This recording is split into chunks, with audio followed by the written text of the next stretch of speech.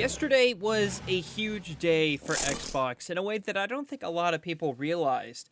Xbox allowed people to begin live streaming games from Game Pass, a certain selection of curated titles from Xbox, on a web browser. You can also play these games on your iOS device, going to xbox.com/play on a browser on your phone. You can also do this on literally any PC as long as you have a Game Pass subscription. I think it's Game Pass Ultimate you may need, and an internet connection.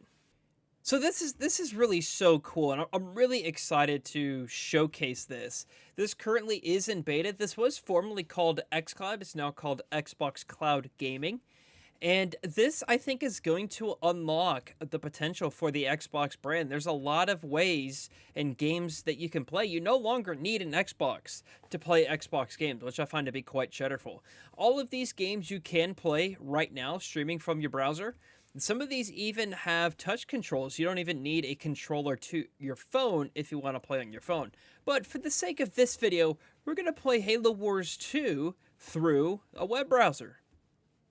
You can see there's pretty much every Halo game ever available here through Master Chief Collection, Halo 5. You can now kind of say that Halo 5 is now on PC. It's quite cheddarful. But let's just go ahead and fire up Halo Wars 2. Once you plug in a controller, I've learned you gotta kind of have to wiggle the stick and that exclamation point will go away by play. And you press the A button and it will say that it has begun setting up the stream. And there's also a blog post kind of detailing all of this news. I can put in the description for you. But one of the main pieces of information is that the servers that allowed you to stream used to be, for those, I guess, in alpha access, were on Xbox One servers up until yesterday. Now, all of these cloud streaming servers are Xbox Series X consoles. So you get the increased... or I guess the reduction in loading times, your increased frame rates, your resolution, all of that sort of stuff. And it really just works. And I think this is just so cool. And here we are, firing up Halo Wars 2 on a browser. I will say the fidelity is not the same as like just playing Halo Wars 2 natively on your PC. But it's here. So it just downloaded that new game configuration. Anytime you fire up Halo Wars 2 for the first time, it does that. And for those who question, like, if your game saves will be here, they will be. If you're on, if you played on Xbox before, it automatically publishes your saves to the cloud. So here I am. I'm currently rank 93.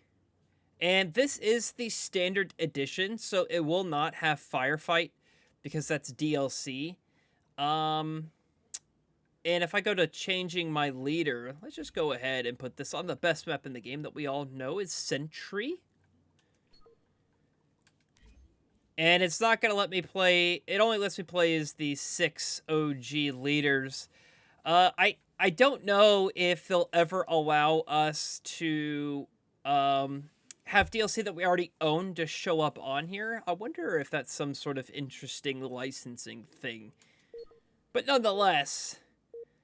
I'll play as Mr. Trox, and this should load up pretty quickly, because we are allegedly on a Series X in the cloud.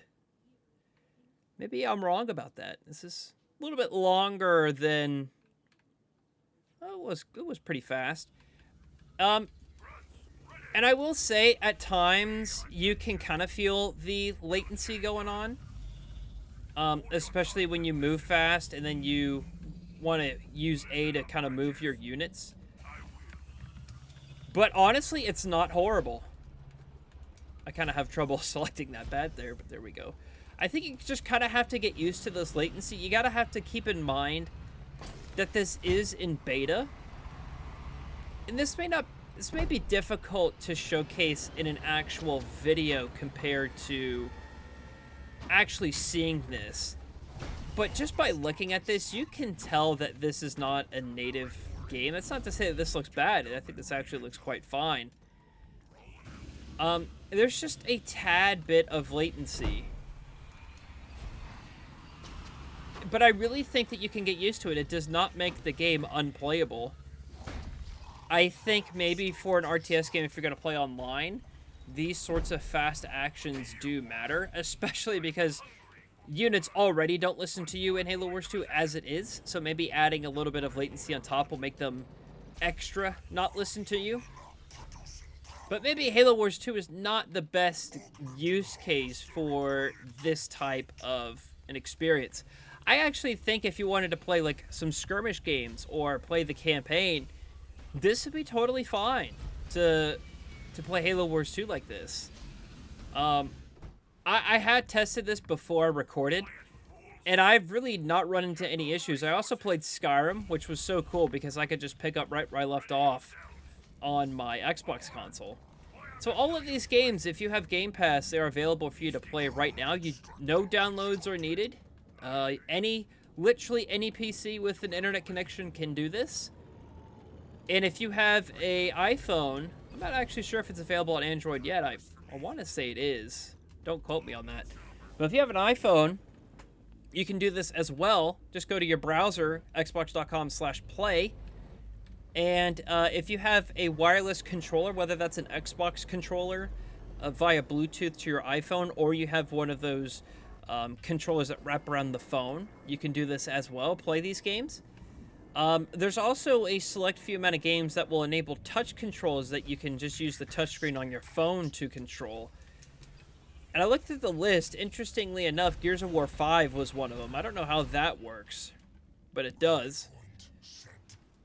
But it's also important to know, like, let's say someone's like, hey, I don't have Game Pass, and I don't want Game Pass, but I still want to take advantage of this.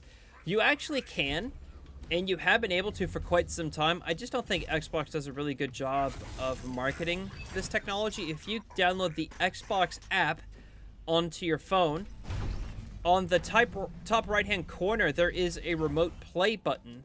And if you own an Xbox console, it doesn't have to be a Series X or a Series S. It can be the VCR, the 1S, or the 1X. And you can actually remote play from your console to your phone. And you get almost, I would say, an identical experience to this. The downsides are that you can only play the games that are either downloaded to your console that you have a digital license for, or whatever disc is in the disc slot of your Xbox you can play. So I would say your selection is kind of limited onto what you choose it to be. You know, you can't just play any game ever like you kind of can on Game Pass. But you can play the games that you own digitally. And so you can do that as well. So it's really kind of like you pick and choose. Do you want the server to be Xbox's own machines, which is what I'm doing in this case here? Or do you want it to be your specific Xbox sitting at home? You can kind of really pick and choose and mix and match. The experience really doesn't change between the two, and quite frankly, the games that you play don't really care, which is kind of cool. If you're streaming your Xbox somewhere else, doesn't have to be in your house, just really anywhere with an internet connection. It doesn't care. Your save will just be there. You can pick up. And in this case, where I'm playing on Xbox's servers, I just pick up and play. Again, this game doesn't care. Just pick up and continue right where I left off. It's quite shutterful. So if you hit the guide button on your controller, it'll just pop up Windows G. So let's say you want to activate the guide on this stream here.